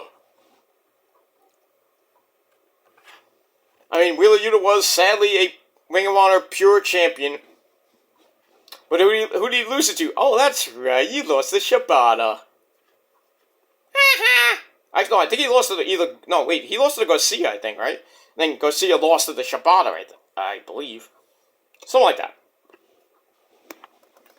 But yeah, Wheeler Yuta didn't even hold that belt, that Ring of Honor Pure title for that long. Because that's how bad he is. Wheeler Yuta is the type of guy that thinks the Ring of Honor title belt is actually a belt. Puts on his pants. You know. Blah, blah, blah, blah, blah, blah. Alright, so we got that. Alright, so the Golden Lovers and Chris Jericho and Ibushi get the win over the Don Callis family, and hopefully this feud is over between all of them, but I doubt it. And we got that. So I gave the match 3.5 out of, 3.5 out of 5 stars. Started off slow, but got really pretty damn crazy near the end. That's that. Alright, then we go to your main event segment of the show. MJF comes out to address the Devil. So, but first, before he gets to the Devil, he discusses the Acclaim getting attacked. He says people close to him get hurt, and he feels cursed. He tells Max Caster, Anthony Bones, and Daddy Ass he's sorry. He tells the fans he's sorry. He hopes they feel better. He says, I am proud to say I have made it to the mountaintop. Was pretty lonely at the top. What do you think? And plenty of people want to shove him off the top. And then he's like, for the first time in my life, I'm afraid that I could lose everything, including your contract. If you lose the belt, and if you're thinking of going to, you want to talk to your boy, Hunter, you're going to lose everything you did in those pretty much 5 years of AEW. So you had a nice 5-year run. Could be adios amigos on December the 31st at midnight.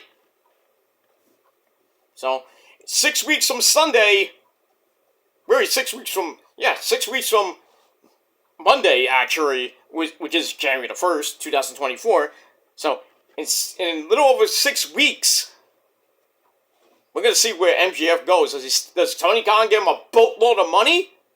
Or does he do the unthinkable and go to WWE? And if he does, who is the face of AEW? And I don't think it's going to be Joe. It's not going to be Adam Cole. It's not going to be the Bucks or Kenny. I mean, they'll be alright, but their ratings are going to go way down. I mean, way down. To like Collision Rampage levels. And it's going to be bad. It's going to be really bad. So if I'm Tony Khan, I would throw my house, my cars, I would fucking throw the ownership of the Jacksonville Jaguars at Maxwell Jacob Fartknocker to stay in AEW for the next 5-10 years. Guy's only 25 years old, I think. So if you want to make him your cash cow, basically, like Roman is, in a way, give him everything. Give him a big, fat contract to stay in AEW for as long as he can.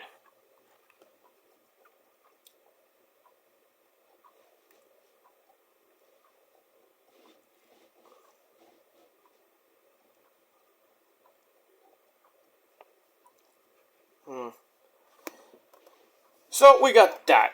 So, anyway, says he'll lose everything. He says he's afraid he's going to let the fans down. The fans like, no, we're not going to let us down. He says, I may be afraid, but it'll take a whole army to take him off the top of the mountain. So, then he turns his attention to Jay White, the Switchblade, with the Switchblade. And he says that he doesn't think anyone can beat him. Possibly. Then he turns his attention to the Devil, sends him a message, and says that he will find out who they are, meaning him and his minions, which is basically the Kingdom. So then Max says there will be hell to pay, and then Jay White comes out by himself, for now, tells MJF to drop the act, you're embarrassing yourself in front of your fans, you're a villain, you'll always be the villain, but you're not fooling anyone, you're a scumbag, you're this and that. Basically, laying into him. Then he points out that MJF himself has said he is the Devil. He says the fans don't mean anything to him, and that Max hasn't changed. And then Jay White says, get him! Then I was like, what do you mean, get who? I mean, who's coming out? Well, it's the rest of the Bullet Club. They come from the audience. 3-on-1 beatdown on Max. Juice Robinson knocks him the fuck out with that lethal left hand. Then they pick him up, the guns hit 310 to Yuma, and then Jay White comes in the ring, further makes things worse for MJF, lays him out with a Blade Runner. Then he starts mocking MJF and goes for the cover. Juice Robinson counts a fake pin, 1, 2, 3. And then the Bullet Club stand over. They stand over basically a dead MJF, and then we cut to Samoa Joe looking on in the back. He's like, you should take my offer. And I think tomorrow night on Collision, we're going to see MJF. I think they're supposed to have a sit-down interview with Renee.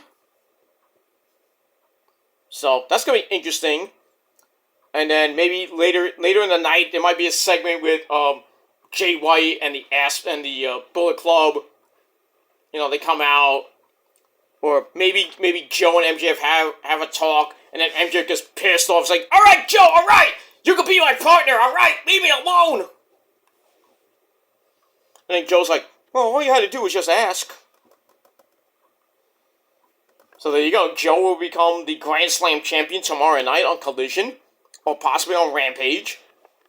And that's it. Then Saturday night at 0 Hour, it'll be Joe and MJF for the first time teaming up as the new champs to take on the Ass Boys.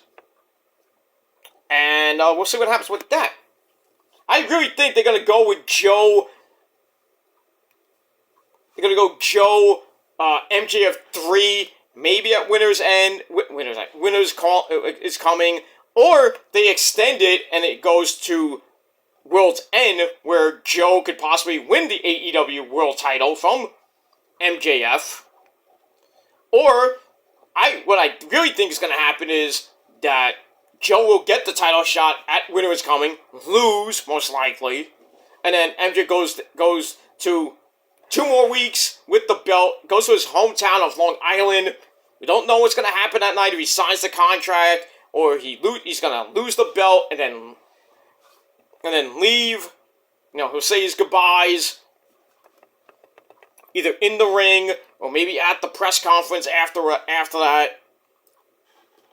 And he's going to take on the Devil, who's going to probably wrestle in the Devil gear.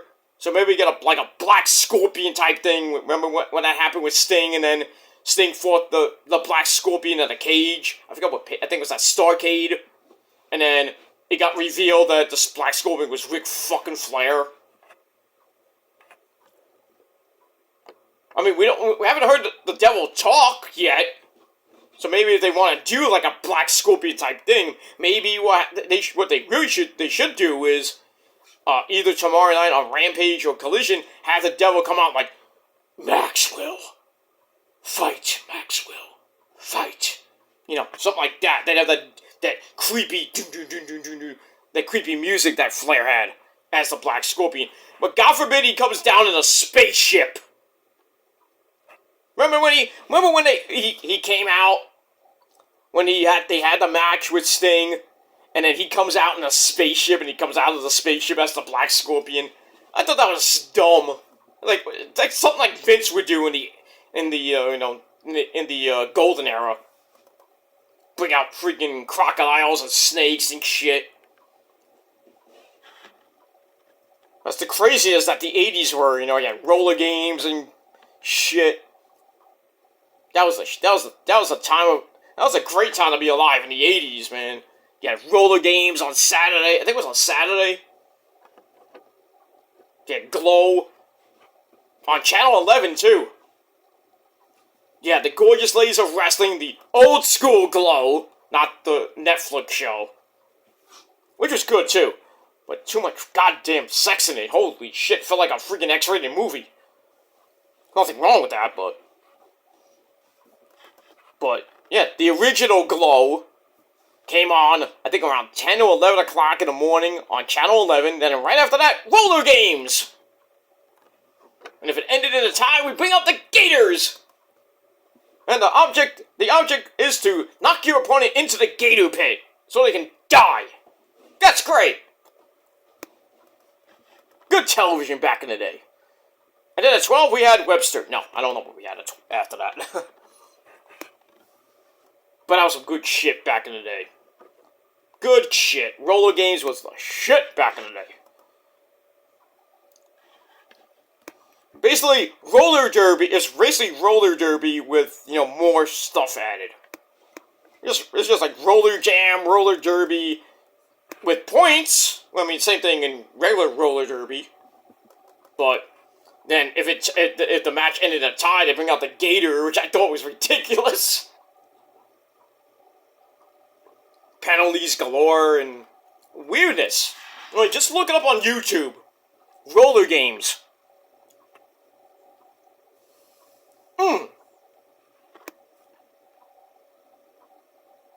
Damn, that cop car got knocked up. Whoa. You got rolling and rolling. Spin, spin, spin, and it damn. Got knocked, I think, off the Lincoln Tunnel and just like I think those cops are dead. I'll be shocked if they show them. Oh, the First Avenue Tunnel. That car went rolling, like flipped like 75 times. And then freaking went over the First Avenue Tunnel. And things around the I don't know where the battery tunnel is, I think. I don't know what that is, but that was crazy. This movie's weird. But John Travolta played a great role in that movie. Like I said, James Gandolfini as the mayor in that movie. The Taking of Pelham 1, 2, 3. Great movie. Denzel Washington's in it. Good shit. Good shit. But anyway, we get that. So, that is the end of Dynamite. And like I said, the Bullet Club beat up MJF, and then Samoa Joe is looking on like, should have took my offer, dude. Should have took it. And then eventually tomorrow night on Collision or Rampage, Max will finally take Joe up on his offer. But I wouldn't trust Joe. And we'll see what happens with that. And then Saturday night, we got a big night of action in Los Angeles, California, at the Kia Forum for Full Gear. Gonna be a big time show. And we'll see what happens with that. I think it's going to give Survivor Series a run for its money. But I really think Survivor Series might edge out Full Gear because of, Randy Orton. Randy Orton's going to be coming back in War Games. I think the War Games match is going to be barbaric. The women's match, we got Team Damage Control against Team Bianca. They already only have 3 people. So, I mean, we're going to have to see what happens with that, who's on Team Bianca. I think it's just Bianca, Charlotte, I don't know who else they're going to get. Maybe to get Shayna Baszler, maybe Becky, and maybe a 5th person that we don't know, against, because it might be 4-on-4, it might be 5-on-5, I don't know. But I do know it's going to be the Black Lotus Triad, Asuka, Kairi, and Io, with Bayley. But Dakota Kai can't wrestle because she's not cleared. So either it's going to be a 4-on-4, or they add another person. Who it is, I don't know. It could be Shayna Baszler, that people saying Tegan Knox on Bianca's team. Why? She's so injury prone. I wouldn't even put her there. We can't put Mommy there unless she does double duty. And Mommy's already facing Zoe Stark for the World Women's Championship. So Io's belt's not on the line. They could put Raquel Rodriguez in that match. I think it would be better. But then again, I don't know what they're doing with Raquel. Then again, they would really be stupid if they put Nia Jax in there. Then I'm like, nope. Call the match off. If Nia Jax is in that cage match, call the match off, because Kairi's in the match. And you don't want another Kairi concussion because of a dumb fat bitch botch machine like fucking Nia Jax. No. The logical choice is Raquel Rodriguez or Shayna Baszler. or Becky. You have to have a face, so it can't. It could be Raquel, it could be Becky, and then maybe Liv Morgan comes back, but I don't know about that. But if you need another heel, I would put Shayna Baszler on Team Damage Control. Fuck Nia Jax. Not literally, I mean just fuck her out of the fucking card. Don't even put her on a fucking show. Fuck that dumb fat bitch. Hurt my fucking second wife, not once but twice. And then they finally like, oh yeah, let's get rid of her. Should have done it the first time. You put her in another match with her and what happens? Kyrie gets another concussion. To the point where he's like, you know what, that's it, I'm out of here. She went home, she went to Stardom, became the IWGP Women's Champion, and then lost it to Mercedes Moné. And then now she's coming back. She's with Kyrie. She's with Io and Asuka now. The Black Lotus Triad's about to start up after Survivor Series. Nia Jax will be far away on Raw to feud with Raquel Rodriguez most likely, and maybe get a title match against Mommy. I really don't care. I know that Kyrie and maybe Asuka will be in the Royal Rumble. But I would hope that Nia comes in late, and Kyrie and Asuka are kind of like out by the end. Or Nia comes in early, gets knocked out early, and then Kyrie and Asuka will come in like around 15, 20. Be smart, Hunter. Be smart.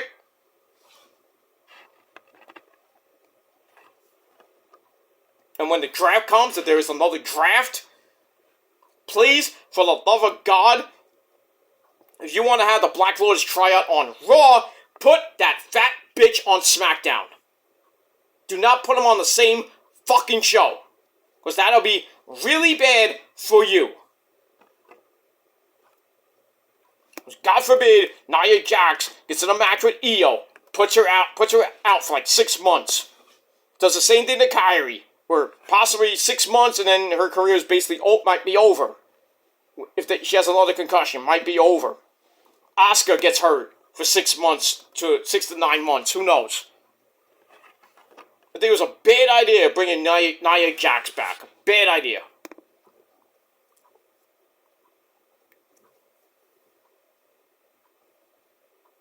But that's all I gotta say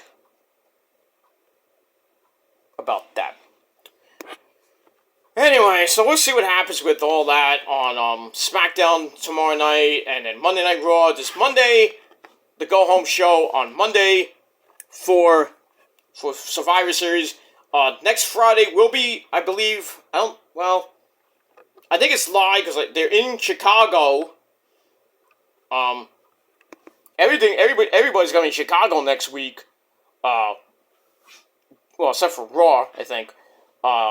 Dynamite's going to be in Chicago for the yearly Thanksgiving Eve show. And then Friday night, SmackDown next Friday in Chicago. And then Survivor Series in Chicago. And I think Raw is in Chicago on the 27th. So. But Collision will be in Pittsburgh on the 25th. So, that's going head-to-head with Survivor Series. That's going to get killed. Everybody's going to watch Survivor Series. Nobody's going to watch Collision. I'm not. I'll watch Collision probably next Sunday. Early Sunday morning. Maybe I'll do the review before. But there's no Niner game next Sunday. Because, they're playing 2 games in the span of a week. Which is this Sunday and then on Thanksgiving. And then they don't play till December the 3rd. So, I can watch Collision on, I can do a whole bunch of stuff on that day. I can do SmackDown on the 24th. And then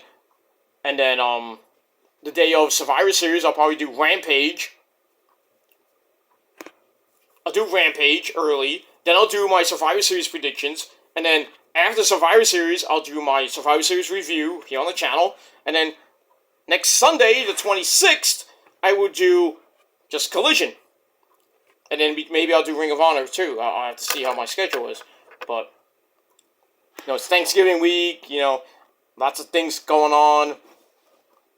You know, basically got 2 days of work. I got a long weekend. I'm not working on next weekend, which is great. I got Thanksgiving. I got Wednesday off. Got Thanksgiving off. I got Black Friday off. Saturday I don't work on weekends anyway, unless I have to do a concert, which I don't have after Saturday. I don't have anything for the rest of the year, so I'm fine with that. Actually, I do got something in the end of November, but that's something else. But pretty much I'm going to be, you know, I got a lot of videos coming your way the rest of this year, and we move on with that. So stay tuned. Please hit the bell to get all that good shit coming your way in the next 6 weeks. And I will be doing a Thanksgiving video on the Shadows Lair. But that'll be probably an early, pretty much an early Thanksgiving video, because I'll be out all Thanksgiving Day.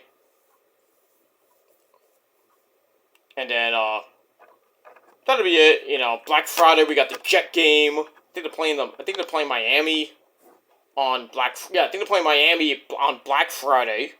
Crazy, it's Black Friday night. So that's going head to head with SmackDown and Rampage. Rampage is taped anyway, so who cares?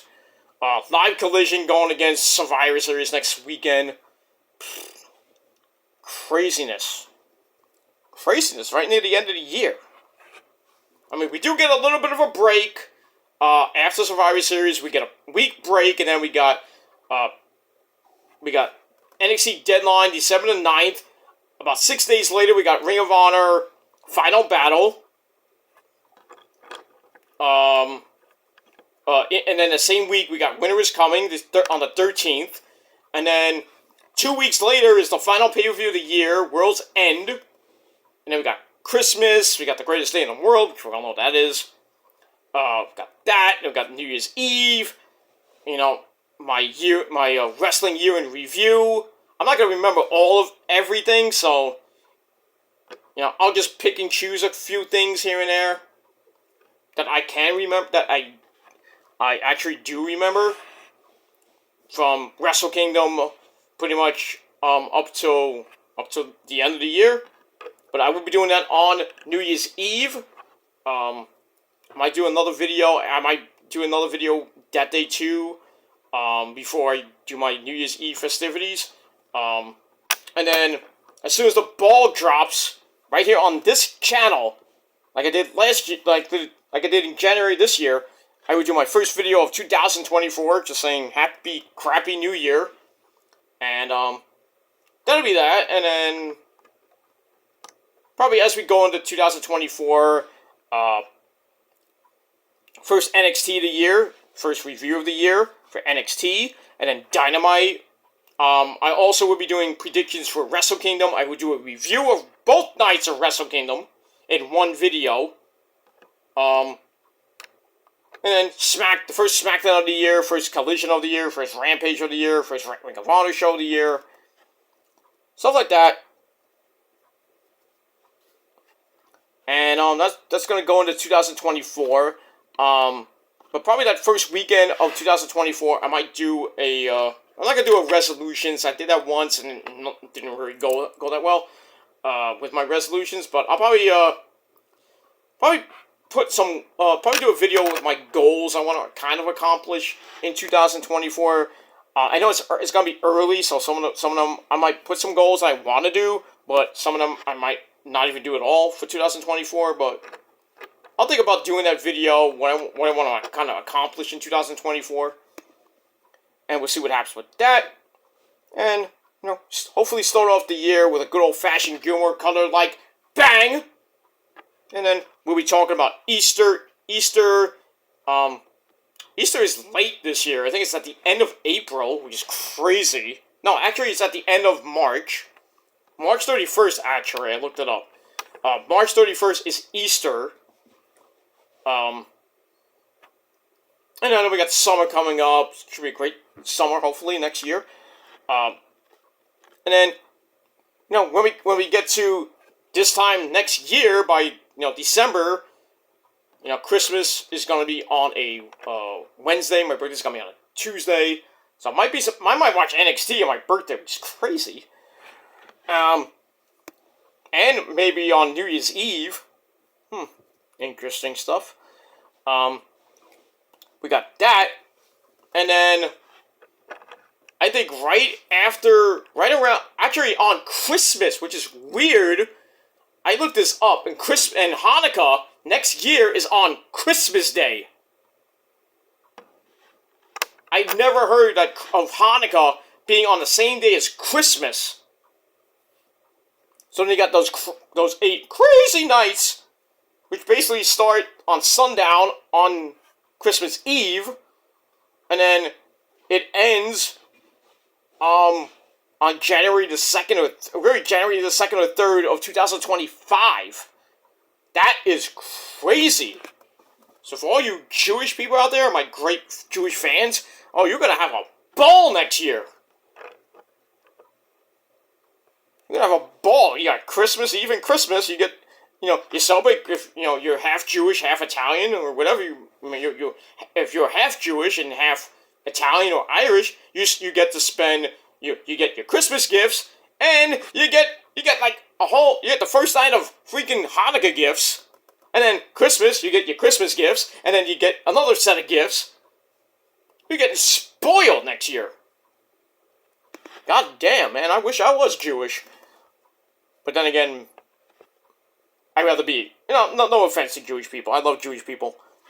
But, sad to hear all that stuff with Palestine, And the stupid dumbasses with the stupid protest, and then we almost had another insurrection at the Democratic National Convention, or whatever that they had that was on the news the other day. Craziness.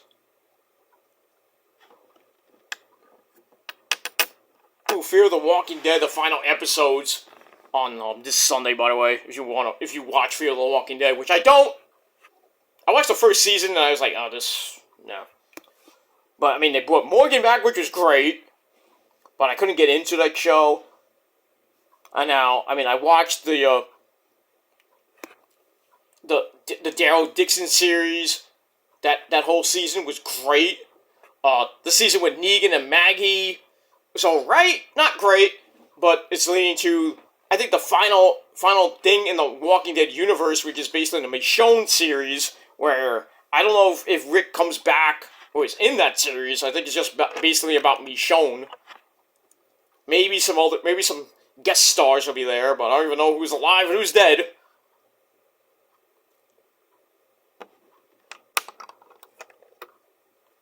So we'll see what happens with that, and that's it. So end of the year is coming, and just hit that bell to get everything that I put out between tomorrow and the end of the year, and that's it. All right, I gotta get out of here because it's like late. It's like almost 4 o'clock in the morning, and I gotta go because I got some errands to run tomorrow. And then get my weekend started. Got a pretty busy weekend. Like I said, I got something on Saturday night. So like I said, I'm not gonna watch Full Gear because I'll be at a concert in the city, like I always am. Not always, but I got a concert coming up on Saturday, so I'll be busy Saturday night. So I will not watch Full Gear live. I will do the review on Sunday before the Niners game, because the Niners are at 4 o'clock. So I'll do the video. I'll do that video Sunday before I head out for Sunday dinner and watch the Niners, of course. And that'll be it. And then that's it for my weekend, because really Sunday I got nothing to do besides watching the Niners kick ass.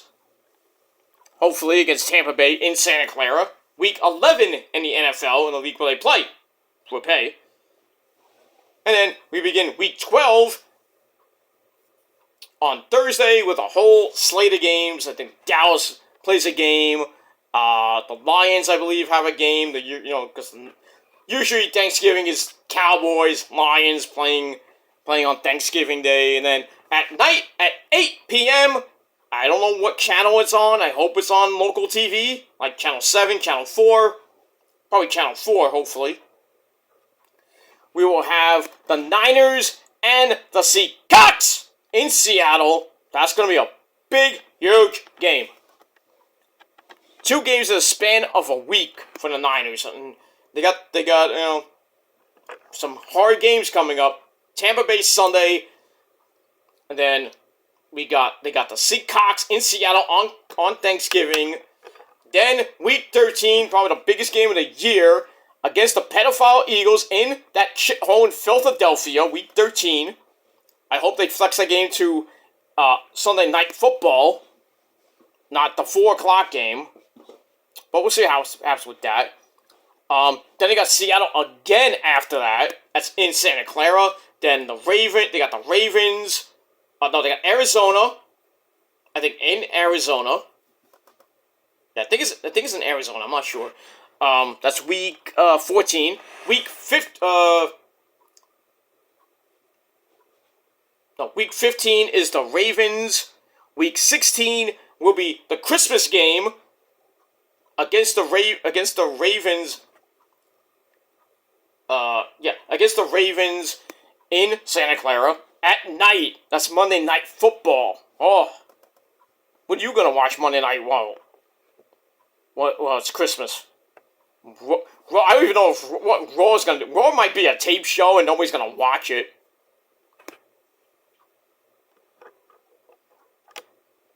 I'm just saying. And then after that, week 17, the Niners are on the road against Washington.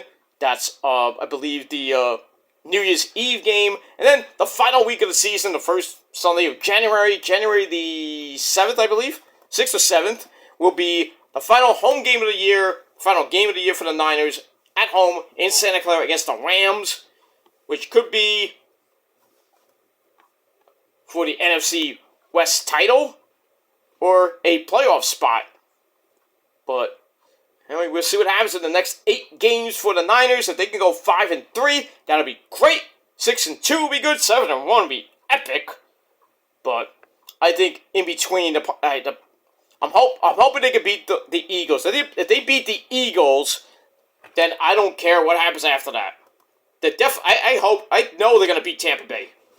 They're gonna beat Tampa Bay on Sunday. The Seahawks game on Thursday in Seattle, which they rarely win. That might be a tough one, even though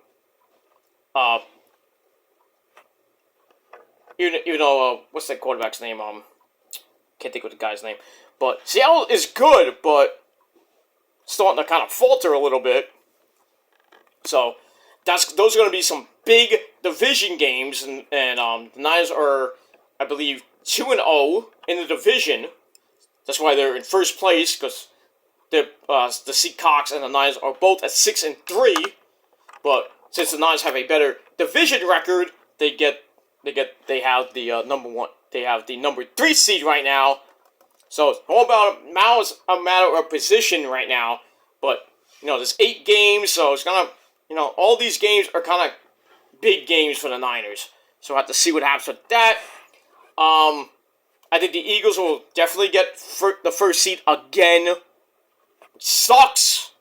So all roads will probably have to go through Philly again. Hopefully the Eagles somehow get upset in the playoffs, like the second round, because they're not going to get the first round bye. So in the division round, I hope they lose to the Niners, or they lose to I don't know who. But right now the Niners got the 3 seed. The Saints got the 4 seed. The Lions got the number 2 seed. But the Lions have a very easy schedule. I mean, they play the Bears, I think, this week. So I'm hoping, the Lions start, choking a little bit. The Vikings are very close behind them, so they might get a number 2 or possible 3 seed, and kind of have to keep the Saints, away from the 4 seed. I mean, it's still a home game, but I really don't want to have the Seahawks be the number 5 seed or a possible 6 seed. So, we'll still play them at home, and we beat them last year at home anyway, and I believe the division round sent them packing. And then, no, that was the wild card round, I believe. No, I think it was the wild card of the division round. I know we beat the Cowboys with that crazy game that was, in, I believe, the wild card round. Yeah, it was the division round. Then we played Seattle at home in the division round, beat their asses, and then we had to go through Philly, and then we know what happened. The pedophile Eagles cheated. Knocked out Brock, who was red hot, like 12-0 almost. I don't know what it was.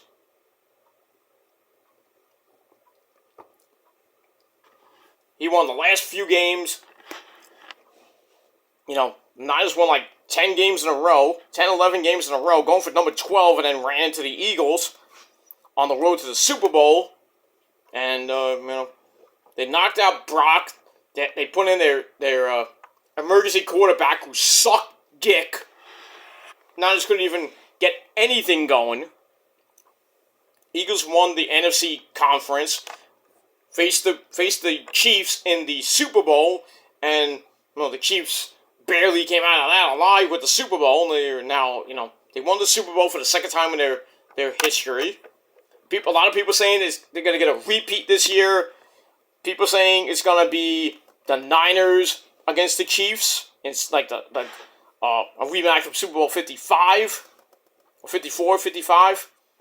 Could happen. Could happen. Well, we'll have to see. In the next 8 weeks, we'll see. In the next 8 weeks, we'll see who goes to the playoffs and who is on the road to Super Bowl 58 in Vegas.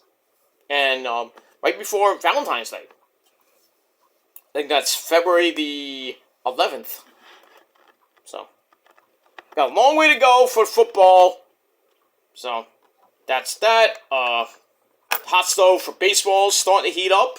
So we'll see what happens as we go into December with the GM meetings and stuff. Mets are still talking about Yamamoto and everything. Maybe Manuel Margot from Tampa Bay. Still need pitching. We don't need these guys that we really don't need. I mean, Margot's good, but they're still thinking of getting Ohtani, which is like a long shot. Brian Cashman is basically giving Yamamoto to the Mets on a silver platter, from what I heard. Fucking Brian Cashman should be fired. Aaron Baboon. I think Baboon and Cashman are going to get fired mid-season next year if the Yankees suck. Which they will. Garrett Cole won the AL Cy Young Award. Whoop-de-doo! Whoop-de-fucking-doo. I think Francisco Lindor won an award. I forgot what he won it for. I think he won a Gold Glove. Why not? He won. He was good. That was that. I think the NL Cy Young will be announced, I think, tomorrow, this weekend. I mean, Senga's in the running. I don't think he's going to get it. It'll be a shock, but he's not going to get it. And I mean, we'll have to see, what big trades might be made. Juan Soto is a free agent. Blake Snell from the Padres, free agent. Who gets Yamamoto? Who gets Ohtani? I think the Braves are going to get Ohtani from what I've been hearing. Ohtani wants to play for a winner. So, Braves are, a lock to probably get him. I mean, if the Mets get him, that's a steal. But I don't know if he's going to be pitching because of his Tommy John surgery. Or some type of surgery he can't pitch. But, I mean, if he can swing the goddamn bat, he'll be a great DH. They had to re-sign Alonso. That's the first big order of business. Re-sign Alonso to like a 5-10-year deal. Or 5 years, $200 million. Re-sign him. Then get some freaking starting pitching. You get Yamamoto to go with Senga. Maybe Quintana's going to probably be a number 4 or 5 guy, but you need like a number 3 guy. Like a bona fide ace number 3 guy. Whether that be Snell or somebody else. And then really number 5 is probably going to be a toss-up between, I think, Joey Frago, Joey Lucchesi, maybe, I don't know who. Maybe McGill, if he writes, gets his head on straight. Or they get another guy.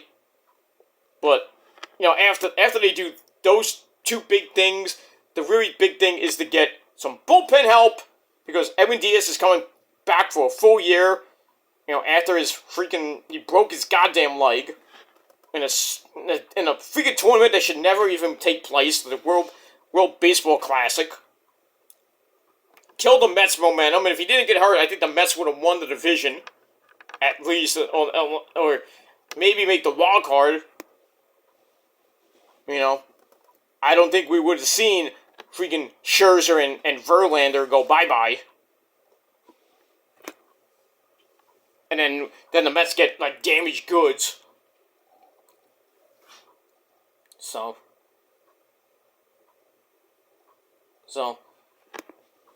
I mean, we'll have to see what happens with that as we get into February, when the start of spring training, and then spring training will start at the end of February, the games will start, and then by the end of March, right around Easter, the 2024 season will start. That's that. The Texas Rangers. DeGrom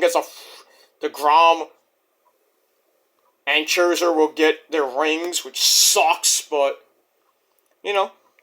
Texas will defend their World Series championship. We'll see how the Yankees do. Hopefully, they suck again next year.